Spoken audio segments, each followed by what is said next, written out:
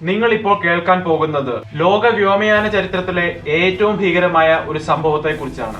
ഒരു വശത്ത് തങ്ങളുടെ കയ്യിലുള്ള കൺട്രോൾ വീൽ ജീവനു വേണ്ടി ശക്തിയായി പിന്നിലേക്ക് വലിക്കുന്ന രണ്ട് പൈലറ്റുമാർ, മറുവശത്ത് അവർ ചെയ്യുന്നതിനെയെല്ലാം വിപരീതമായി വിമാനത്തിന്റെ മുൻഭാഗം താഴേക്ക് കൊണ്ടുപോകുന്ന ഒരു അദൃശ്യ കമ്പ്യൂട്ടർ സിസ്റ്റം.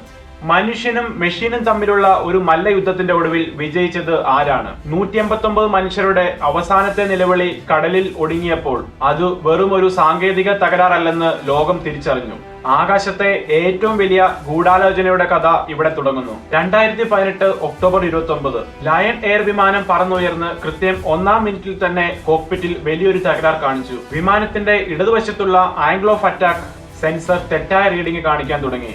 വിമാനം അപകടകരമായ രീതിയിൽ ഉയർന്നു നിൽക്കുകയാണെന്ന് വിമാനത്തിന്റെ കമ്പ്യൂട്ടർ തെറ്റിദ്ധരിച്ചു. ഈ നിമിഷമാണ് പൈലറ്റുമാർ പോലും അറിയാതെ MCAS എന്ന കമ്പ്യൂട്ടർ സിസ്റ്റം ആക്ടിവേറ്റ് ആകുന്നത്. പൈലറ്റ് കൺട്രോൾ വീൽ വലിക്കുമ്പോൾ കമ്പ്യൂട്ടർ അതിന്റെ വിപരീതമായി വിമാനത്തിന്റെ പിൻചിറകിലെ ട്രിംസ് തിരിച്ച് വിമാനത്തെ താഴേക്ക് കുത്തിച്ചു. 20-ലധികം തവണയാണ് പൈലറ്റുമാർ വിമാനം മുകളിലേക്ക് വലിച്ചു കയറ്റാൻ നോക്കിയത്. എന്നാൽ ഓരോ തവണയും കമ്പ്യൂട്ടർ അതിനെ പരാജയപ്പെടുത്തി. ഒടുവിൽ മണിക്കൂറിൽ 800 കിലോമീറ്റർ വേഗതയിൽ ആ വിമാനം ജാവ കടലിലേക്ക് മുൻഭാഗം കുത്തിവീണു. ആദ്യ ദുരന്തം നടന്ന് കൃത്യം 5 മാസം. ബോയിങ് കമ്പനി പറഞ്ഞു ലയൺ എയർ പൈലറ്റുമാരുടെ പരിചയക്കുറവ് കൊണ്ടാണ് വിമാനം തകർന്നതെന്ന്. എന്നാൽ ആ കള്ളം ലോകം വിശ്വസിച്ചു കൊണ്ടിരിക്കുമ്പോൾ തന്നെയാണ് 2019 മാർച്ച് 10 എത്യോപ്യൻ എയർലൈൻസ് ഫ്ലൈറ്റ് 302 പറന്നുയരുന്നത്. ഇവിടെയും സംഭവിച്ചത് കൃത്യം അതായിരുന്നു. വിമാനത്തിന്റെ സെൻസർ തകരാറിലായി MCAS വീണ്ടും വിമാനത്തിന്റെ നിയന്ത്രണം ഏറ്റെടുത്തു. പൈലറ്റായ യാരദ് ഗറ്റാച്ചുവും അദ്ദേഹത്തിന്റെ ഫസ്റ്റ് ഓഫീസറും ലയൺ എയറിന് സംഭവിച്ചതിനെ കുറിച്ച് ബോധവാന്മാരായിരുന്നു. അവർ വിമാനത്തിന്റെ ബാക്കപ്പ് സ്വിച്ചുകൾ ഓഫ് ചെയ്യാൻ നോക്കി. എന്നാൽ വേഗത കൂടിയതിനാൽ വിമാനത്തിന്റെ മെക്കാനിക്കൽ കൺട്രോളുകൾ ജാം ആയി പോയിരുന്നു. ആകാശത്ത് വെച്ച് വെറും 6 മിനിറ്റുകൾ മാത്രമാണ് അവർക്ക് പോരടിക്കാൻ കഴിഞ്ഞത്. 157 മനുഷ്യർ വെണ്ണീറായി മാറി. ഒരു കാലത്ത് സുരക്ഷയുടെ കാര്യത്തിൽ ലോകത്ത് 1-ാം സ്ഥാനത്തായിരുന്ന Boeing "If it's not Boeing, I'm not going" എന്നൊരു പഴഞ്ചൊല്ല് പോലും എയർലൈൻ മേഖലയിൽ ഉണ്ടായിരുന്നു. 1960-കളിൽ അവർ 747 പോലെയുള്ള ഭീമാകാരൻ വിമാനങ്ങൾ ഉണ്ടാക്കുമ്പോൾ കമ്പനി ഭരിച്ചിരുന്നത് ഫിനാൻസ് കമ്പനിക്കാരല്ല, മറിച്ച് തലമൂത്ത എഞ്ചിനീയർമാരായിരുന്നു.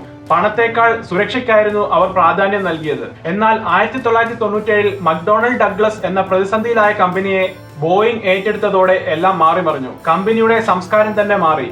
പുതിയ ഭാരവാഹികൾ വന്നതോടെ എഞ്ചിനീയർമാരുടെ ശബ്ദം കമ്പനിക്കുള്ളിൽ ഇല്ലാതെയായി.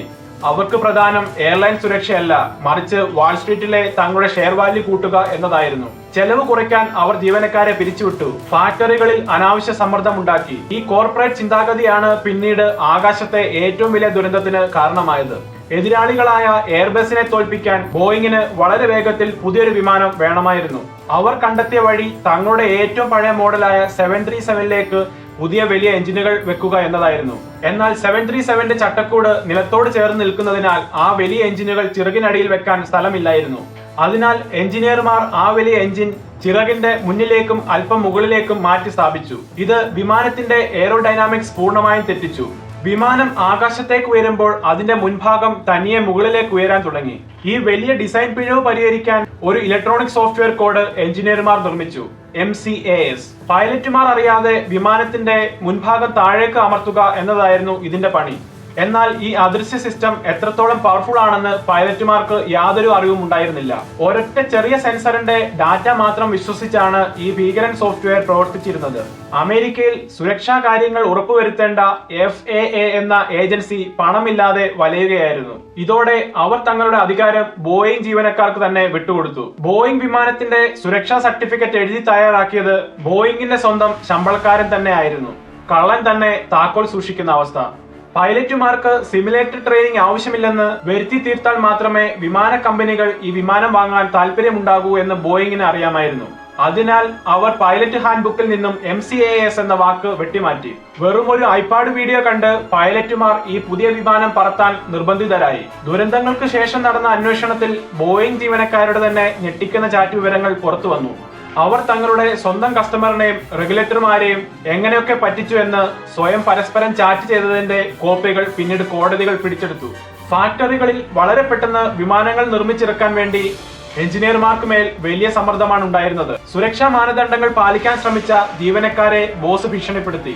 അസംബ്ലിംഗ് സമയത്ത് തകരാറിലായ കൺട്രോൾ ജാക്കുകൾ പോലും പരിശോധനയില്ലാതെ വിമാനത്തിൽ വെക്കാൻ നിർദ്ദേശമുണ്ടായി. ദുരന്തം വെളിച്ചത്തായപ്പോൾ സിഇഒ ഡെന്നിസ് മ്യൂലൻബർഗിനെ ഫയർ ചെയ്തു. എന്നാൽ അദ്ദേഹത്തിന് കമ്പനി നൽകിയത് $62 മില്യൺ വൻ തുകയാണ്. അതേസമയം മരിച്ച ഓരോ മനുഷ്യരുടെയും കുടുംബങ്ങൾക്ക് ലഭിച്ചത് അതിന്റെ ചെറിയൊരു പങ്ക് മാത്രമായിരുന്നു. വർഷങ്ങൾ നീണ്ട കഠിന പോരാട്ടത്തിനൊടുവിൽ 2026 മാർച്ച് 31 അമേരിക്കയിലെ ഫെഡറൽ അപ്പീൽ കോടതി ചരിത്രത്തിലെ ഏറ്റവും ക്രൂരമായ ഒരു വിധി പ്രഖ്യാപിച്ചു. ബോയിങ്ങിനെതിരെയുള്ള എല്ലാത്തരം ക്രിമിനൽ ഗൂഢാലോചന കേസുകളും കോടതി പൂർണ്ണമായി തള്ളി. ഇത്രയും വലിയ കുറ്റകൃത്യം ചെയ്തിട്ടും ബോയിങ്ങിന്റെ ഒരൊറ്റ എക്സിക്യൂട്ടീവ് പോലും 2026 ജയിലിൽ പോയിട്ടില്ല. ഈ കോർപ്പറേറ്റ് ലോകത്ത് മനുഷ്യജീവനേക്കാൾ വില എപ്പോഴും പണത്തിനും ഷെയർ വാല്യൂവിനും മാത്രമാണെന്ന് ഈ മഹാദുരന്തം നമ്മെ വീണ്ടും ഓർമ്മിപ്പിക്കുന്നു.